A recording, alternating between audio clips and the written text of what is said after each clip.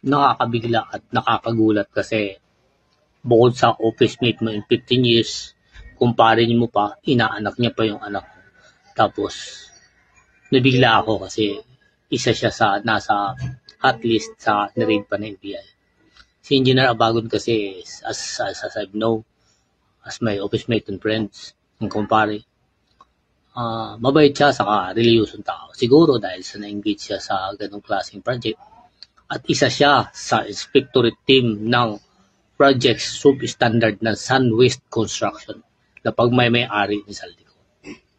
Siyempre, by hook or by crook, you have to sign the plans. Even this is substandard because mandated by the higher rank or the Malacanang. Kaya pirsahan na pipirma siya by approval dahil sa may release and full funds ng projects ng flood control.